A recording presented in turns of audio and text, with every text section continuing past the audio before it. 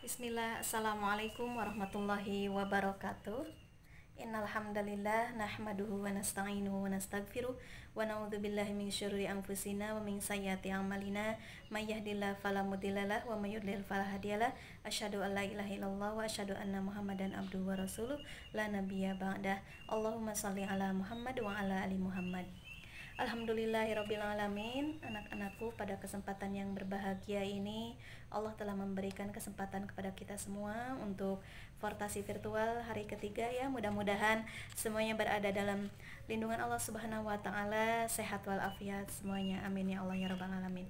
Salawat serta salam semoga tetap tercurah limpahkan kepada baginda Rasulullah Muhammad sallallahu alaihi wasallam, pada para keluarganya, para sahabat, dan para tabi'in. Amin ya Allah. Anak-anakku yang ibu banggakan, ya perkenalkan Ibu Susan Sundari, ya alhamdulillah mengampu mata pelajaran PAI, mendapatkan amanah dari Bapak Kepala dan Bapak Wakil Kepala untuk menyampaikan tentang materi pembiasaan ibadah dan pendidikan karakter gitu ya. Yang pertama kita harus diketahui dulu pembiasaan ibadah itu seperti apa gitu ya, maksudnya apa gitu pembiasaan ibadah itu. Nah, pembiasaan ibadah ini kita harus tahu dulu ya, ruang lingkup daripada ibadah sendiri itu apa saja gitu ya. Adapun untuk pembiasaan ibadah ini bisa dilaksanakan di lingkungan keluarga, di lingkungan sekolah, di lingkungan organisasi, di lingkungan pesantren, ataupun di komunitas-komunitas itu bisa dibiasakan gitu ya. Nah, ruang lingkup ibadah itu ada 5 ya, ada 5 menurut Ibnu Taimiyah. Yang pertama, ruang lingkup ibadah ini yang terhubung terkait kepada hal-hal wajib atau rukun syariat. Contohnya sholat, zakat, puasa Ramadan. Nah, yang itu ya, hal-hal yang wajib bagi setiap muslim. Kemudian yang kedua, yang terhubung atau yang terkait kepada hal-hal yang sifatnya sunnah atau nilai-nilai tambahan.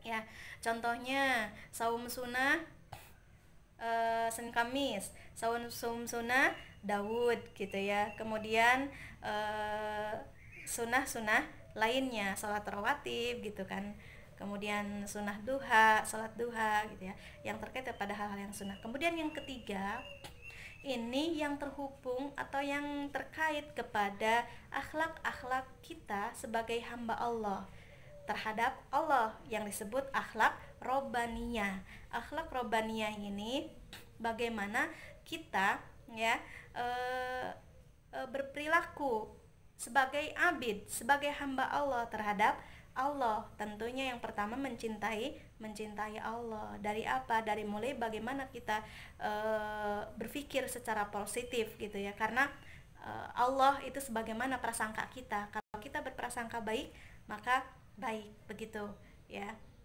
Kemudian bagaimana kita melaksanakan terhadap rukun-rukun yang tadi itu sebagai wujud daripada kecintaan kita kepada Allah. Kemudian yang keempat adalah akhlak insaniyah. Akhlak insaniyah ini meliputi kepada bagaimana kita ya berperilaku, bertata krama gitu ya. Dari mulai apa? Dari mulai bagaimana kita membangun pola pikir kita terhadap sesuatu gitu ya, pola pikir, kemudian hati, kemudian lisan, kemudian tindakan, begitu kan yang ada di dalam hadis juga. Nah, ini akan berpengaruh terhadap apa? Bagaimana kita berakhlak terhadap sesama manusia gitu ya.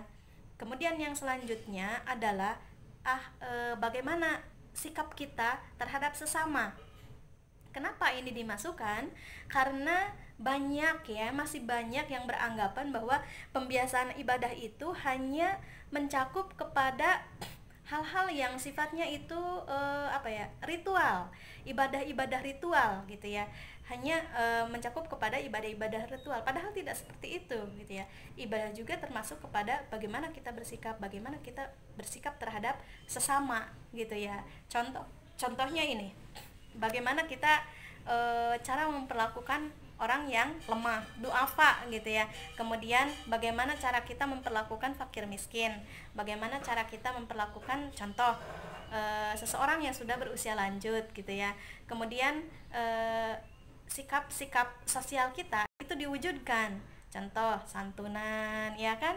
Santunan terhadap duafa, santunan terhadap yatim piatu, gitu kan? Dan masih banyak lagi, gitu ya.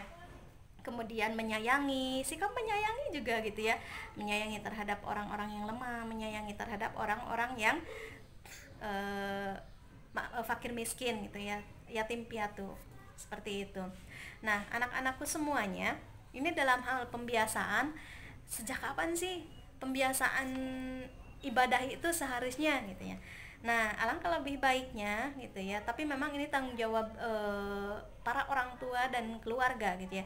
Pembiasaan ibadah itu sebetulnya harus dibiasakan dari balita gitu ya. Contoh si anak balita yang baru berusia 4 tahun atau 5 tahun gitu ya, sering melihat ibunya ketika setelah azan sholat, pasti anak akan bertanya, umi atau mama atau ayah ini apa gitu kan, pakai mukena, kemudian sholat, ini sholat nah, ini sholat subuh kalau pagi gitu kan, dur lagi nanti ada azan, pasti kan bundanya ambil lagi mukena gitu kan, kemudian sholat 4 rakaat, terus dengan kesana seperti itu dengan teladan gitu ya. Nah, dengan teladan ditirukan, dicontohkan oleh orang tua gitu. Ibu, terus yang selanjutnya gimana? Apakah pembiasaan ibadah juga itu ada di sekolah? Ada gitu ya. Nah, hampir di setiap sekolah itu pembiasaan ibadah itu ada ya, yang meliputi 5 aspek yang tadi gitu. Pembiasaan ibadah di sekolah tentu dibimbing, dibina, kemudian juga diawasi gitu ya, diawasi oleh Bapak Ibu guru. Kalau di SMK Muhammadiyah 1 Sumedang gitu ya, tadarusnya, kemudian sholat zuhur berjamaah, kemudian apalagi sholat duhanya gitu ya, ada gitu ya, pembiasaan-pembiasaan seperti itu. Makanya nanti biasanya teteh-teteh IPM ya, teteh-teteh pengurus IPM nanti ada pengecekan, menganjurkan ya, ada menganjurkan untuk membawa, bukan menganjurkan sih, mewajibkan ya, mewajibkan membawa Al-Quran, mewajibkan membawa mukena, kemudian kita mewajibkan sholat zuhur berjamaah itu untuk pendisiplinan gitu ya. Kenapa? Karena dari ibadah-ibadah kita itu harus terbentuk pribadi-pribadi yang berkarakter gitu.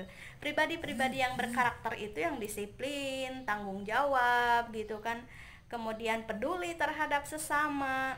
Dari aspek ibadah itu lahir gitu ya sikap-sikap religius dan sikap-sikap sosial yang bisa dihikmahi daripada pembiasaan-pembiasaan ibadah kita. Mungkin itu saja anak-anakku semuanya.